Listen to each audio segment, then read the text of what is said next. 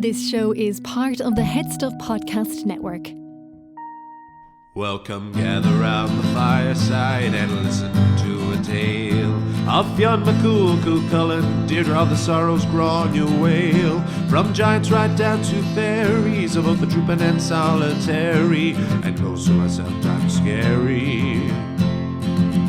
Anything goes by the fireside. Yeah. Fireside, the Puka Fireside, the Marrow Fireside. Kings and queens fighting heroes, don't you run from the fun, there's no need to hide. Sit by the fireside.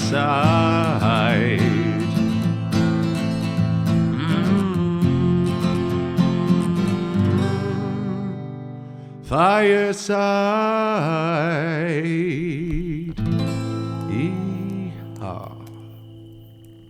Brutus in Britain. Troy was the greatest city ever built by man. Yet after a brutal 10-year siege, it fell under the might of Agamemnon, king of men, and his collected army of free Greeks. It was Odysseus, the cunning and reluctant king of Ithaca, who turned the tide. The Achaeans constructed a massive wooden horse, intended as an offering to Poseidon, god of the sea, but also of the horses who gallop like waves. When the Trojans looked out from their battlements, they saw no sign of any Greek soldier, just this wooden horse. They decided to bring it inside the city walls as a trophy of their victory. But inside the timber lay a horde of hidden Greeks. And after nightfall, the Achaeans emerged from the horse, opened the city gates, and the collected force of Agamemnon's army sacked the city. Thousands of Trojans were massacred, and the city was razed to the ground. The task of preserving the Trojan people and way of life fell to Aeneas, a cousin of the recently fallen Hector, son of King Priam. Aeneas was the son of the mortal Anchises and the goddess Aphrodite. Aeneas fled the burning city with what few Trojans he could save. They eventually settled in Italy, where they founded a settlement called Alba Longa. 400 years later, twins were born, named Romulus and Remus. They suckled at the teat of a mother wolf, and on the banks of the river Tiber built Rome, which became the next greatest city ever built by man. But Rome is not the only civilization that is said to descend from the line of Aeneas. On Alba Longa, a child named Brutus was born, not to be confused with Marcus Junius Brutus, who would later betray Gaius Julius Caesar, but Brutus the Trojan was a great-grandson of Aeneas. There was a prophecy that said that Brutus would do great things, but also that he would kill his own father. The Greeks called this Moira, one's inescapable fate. This prophecy came to pass in a particularly tragic way. Brutus was hunting with his father Ascanius, who had been the one to found Alba Longa in the first place. They got separated in the forest, and while aiming an arrow at a deer, Brutus instead shot his own father. For the dreadful crime of kinslaying, accidental or not, Brutus was banished from Alba Longa. One part of his prophecy had already been fulfilled. Brutus fled Italy and went to Greece, the land that had destroyed his ancestral home and people. There Brutus found thousands of other Trojan survivors who had descended from Helenus, another son of Priam. Helenus had been kidnapped by Pyrrhus in retribution for the death of his own father, the mighty Achilles. Now these Trojans were under the subjugation of Pandarus, king of all Greece. Mourning for his father, and racked with guilt over causing his death, Brutus vowed to honour his great-grandfather Aeneas and free these Trojans. He married Inogen, daughter of King Pandarus, and with her secured 324 ships to sail the Trojans away from Greece and towards freedom. They first landed on the uninhabited island of Lagotia. There, Brutus found an abandoned temple to Artemis, goddess of the hunt. There he made sacrifice for his father, who had been killed hunting, and Brutus fell asleep.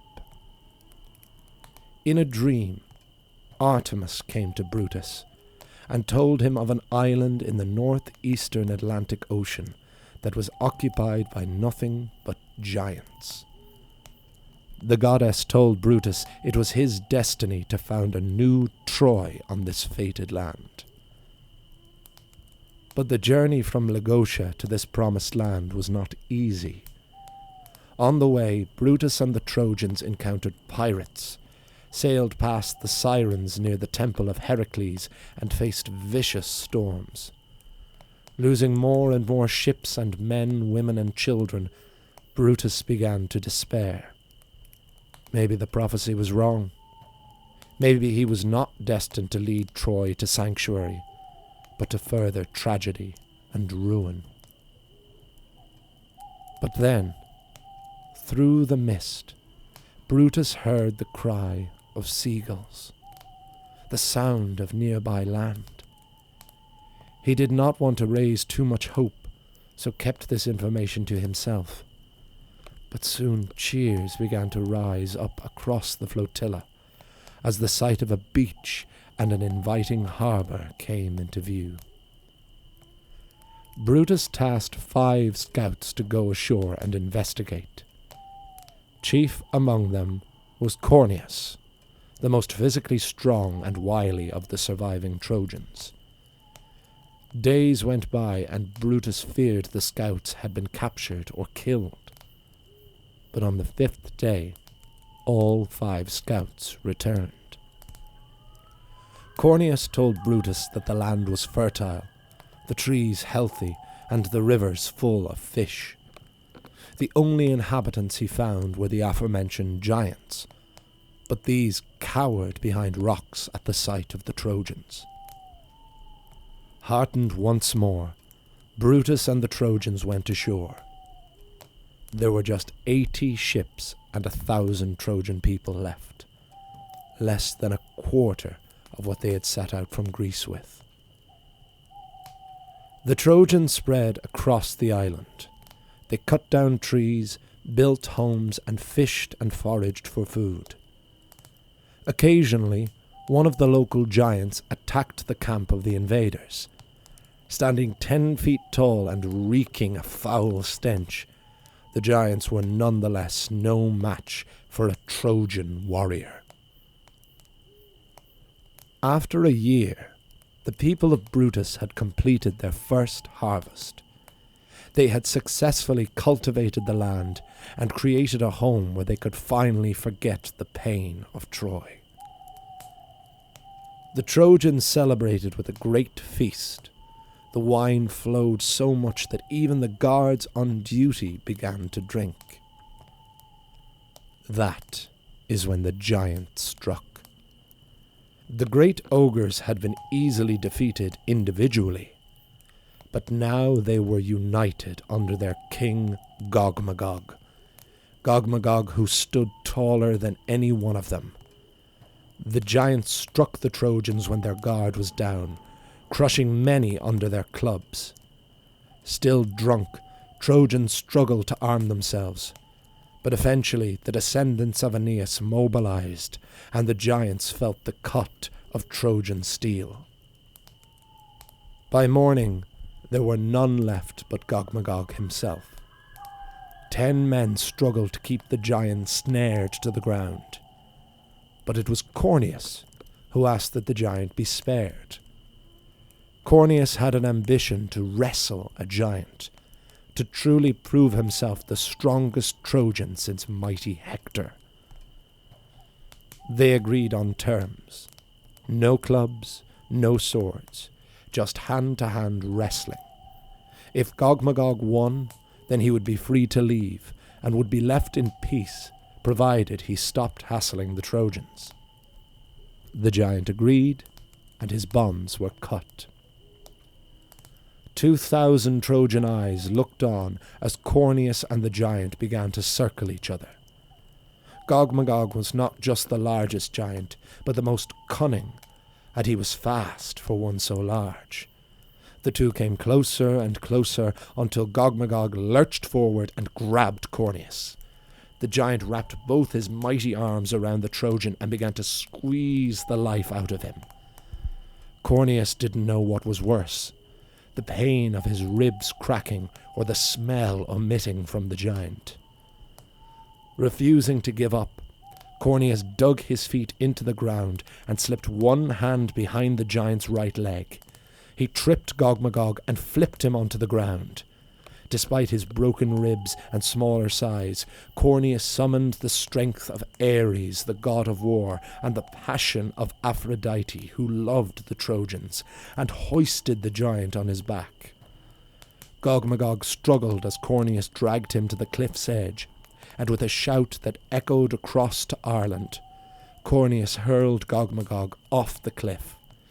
The giant fell and was obliterated into blood and bone on the rocks below. Aeneas returned to Brutus and offered the death of the giant as retribution for the pain of the Trojans. As a reward, Aeneas was made the king of the settlement, which was named Cornea and eventually Cornwall. But Brutus sought a new capital for the Trojans, and leaving Aeneas and Cornea, Brutus moved further inland until he reached the banks of the river Thames. There, Brutus built Nova Troia, New Troy, which later became known as Trinovantum, and eventually the city of London. By the time of Brutus's death, the island he founded bore his name as Britain. To be continued.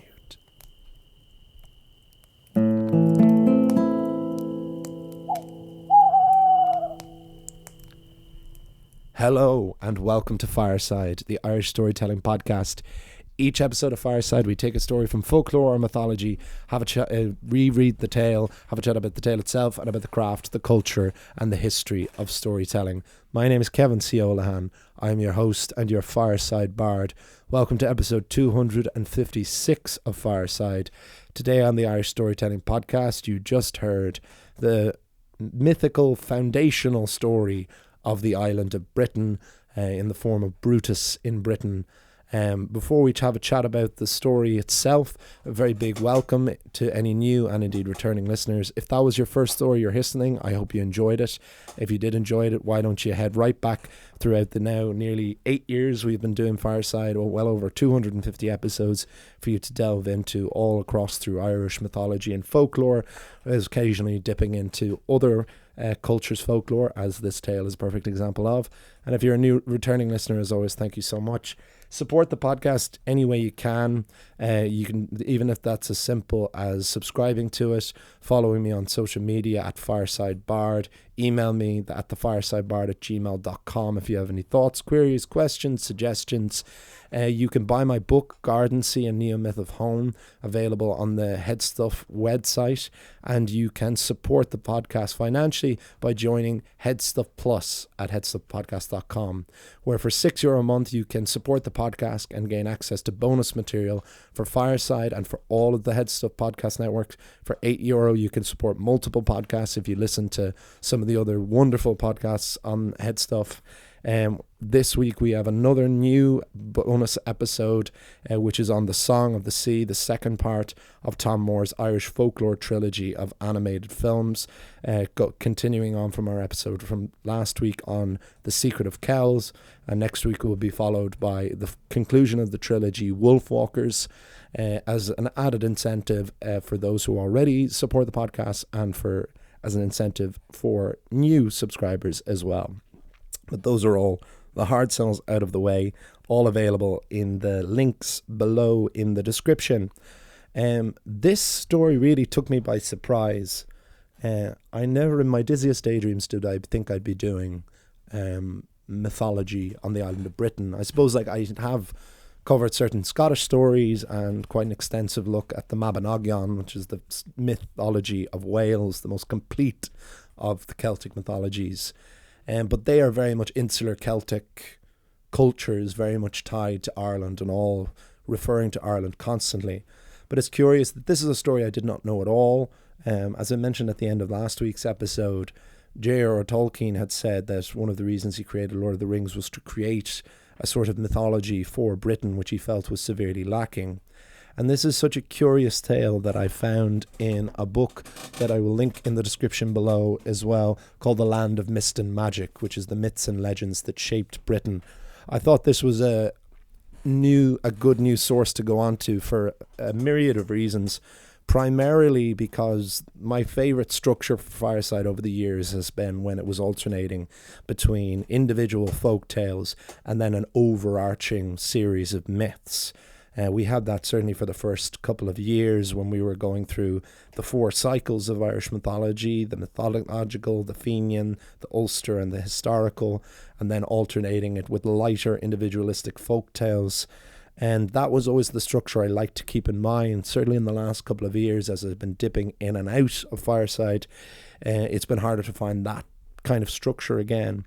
And I think this series of stories could be really, really fruitful and beneficial as things that I think a lot of people won't have heard of, certainly that I hadn't, and it feels very foundational. This feels like proper mythic storytelling again, which complements the more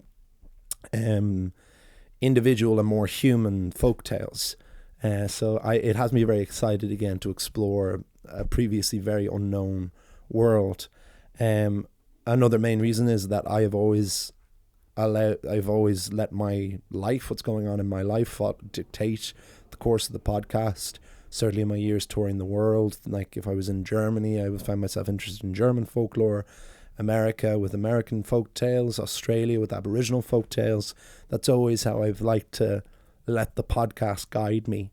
And I've lived in London for the last year or so, so this is very much my new home, and it's very interesting to dig deep.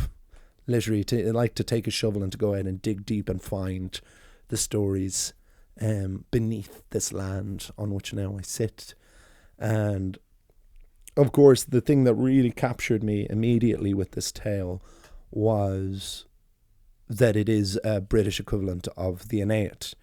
The Aeneid, which was written by Virgil, was in essence a propaganda piece, a response to Homer's much earlier Iliad and Odyssey, telling the story of the Trojan War, but tracing the fall of Troy directly to the birth of Romulus and Remus and the foundation of Rome, and then leading directly to Emperor Augustus, who was emperor while Virgil was writing it. So that is very much what the propaganda machine of it was. And so it's probably not surprising, but very curious that Britain along the lines tried to have a similar story. It's not thought that this was ever intended to be believed, probably. I mean, maybe there was a certain time, but we do know, for example, this idea of this Brutus, the Trojan, being the reason that Britain is called Britain. Julius Caesar, who existed long before this story entered, or certainly was written down, has in his notes calling the island Britain. So the island has been known as Britain for a long time and has various different interpretations of where the name came from. But like so many other myths and stories, why should that matter at all? This is still very fascinating, the idea of this unheard of great-grandson of Aeneas becoming subject to this prophecy and essentially becoming a kind of Moses figure. It's interesting to see another Exodus outside of the Bible where Brutus is this one leading his subjugated and persecuted people out of slavery and towards a promised land, and has its kind of own mini odyssey of them facing pirates and sirens and arriving at this land of giants. It always seems to be that uninhabited lands, whether it's Norse mythology or Irish mythology, that there are giants before there is man. You only have to look at the landing of the Tuatha De Danann, the original gods of Ireland. When they landed, they were the fifth landing or the fourth or fifth landing in Ireland.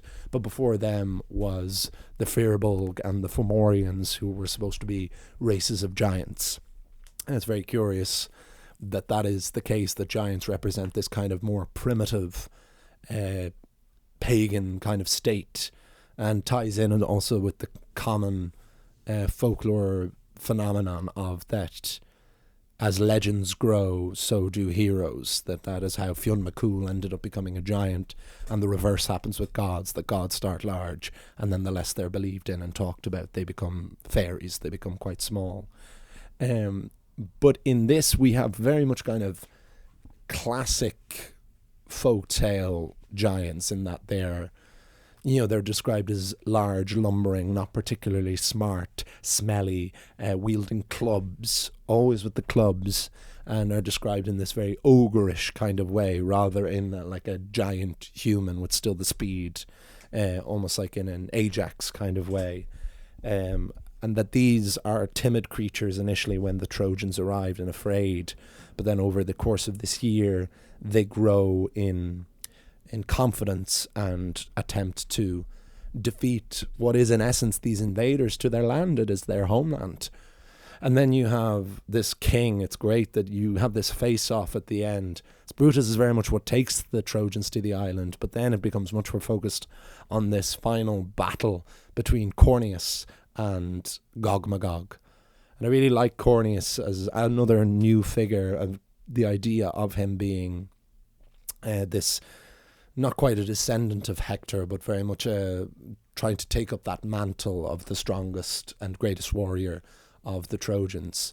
It almost is a theme that's very popular in art at the moment, is generational trauma, and is something that we see an awful lot about, and a theme that's probably like oversaturated now. But it's very curious to see this from a story from over like possibly 1,000 years ago, that the Trojans, even though Brutus is meant to be a great grandson of Aeneas, and that Aeneas was the last one who saw Troy standard, that they still call themselves Trojans and still very much identify and still seem to have the skill, certainly as warriors, that the Trojans did, and this idea of building this new Troy.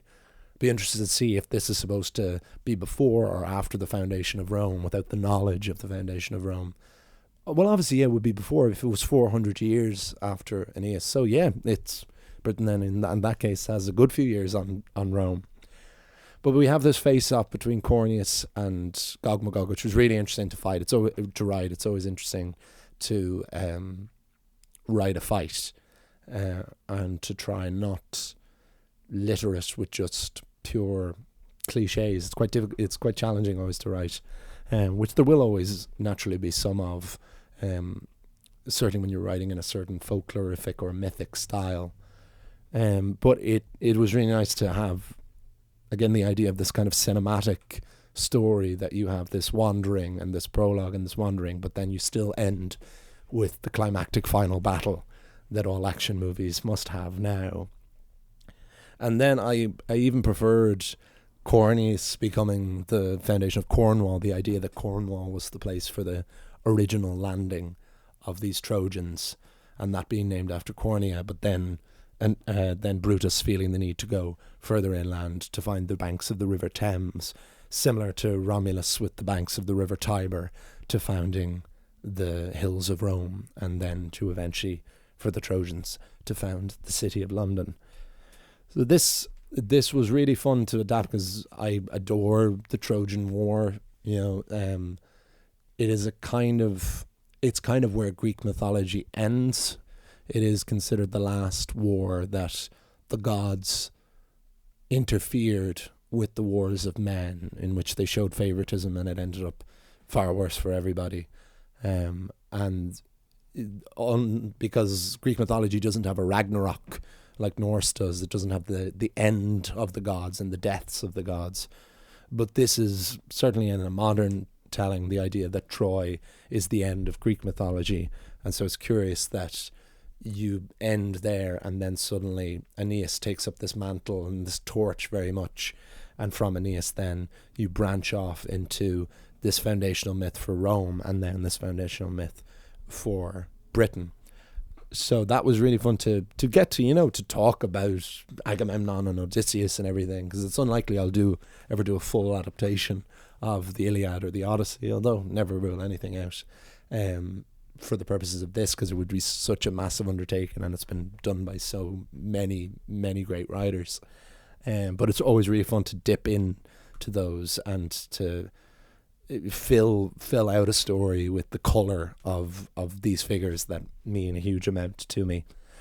So yes, I'm very interested to see where Brutus takes us, because The Land of Mist and Magic, it's a hefty book. There won't be, not all of it will be useful for me, because there's certainly certain bits of prose and history, not just folklore and mythology, but I'm very, very interested, because I definitely I like the balance of everything. I like the idea of sometimes doing incredibly well-known and well-written stories, such as when we did The Myth of Orpheus a few months ago. But then it also is the real feeling of the treasure hunt, which was probably the most exciting part of the initial year of Fireside, was reading a lot of these stories for the very first time. And that makes me very excited to get into this new rhythm and routine with the podcast. Next week we will alternate again, and we will go back to folklore. Another tale from a great source, my new great source, Uncanny Ireland. It's going to be a Legend of Barley Cave, which I'm calling the spirit of the hill. Really nice folklore, tragic love story that I'm really looking forward to sharing with you. So I hope you enjoyed that. Please do let me know your thoughts, your suggestions, if you have anything you want to hear from the podcast. Message me at FiresideBard on Instagram. Email me at thefiresidebard@gmail.com. Support the podcast on Headstuff Plus. For €6, you can support a solo support plan just for Fireside. And for €8, you can support multiple podcasts on the Headstuff Podcast Network. Whatever works best for you. We will be bringing bonus episodes every week for the foreseeable, which I'm looking forward to sharing more of you in terms of spreading what different things we can do with Fireside. And of course, my favourite way is if you buy my book, Garden Sea, A Neo-Myth of Home. That's my favourite thing in the world, to ship copies of my poetry book all around the world. And thank you for all of those who have bought so far. So I will see you all. You'll hear me all next time. And remember, wherever you are and wherever you go, you can always join me by the fireside. This show is part of the Headstuff Podcast Network, a hub for the creative and the curious. Shows are produced in association with Headstuff and the Podcast Studios Dublin. Find out more or become a member at headstuffpodcasts.com.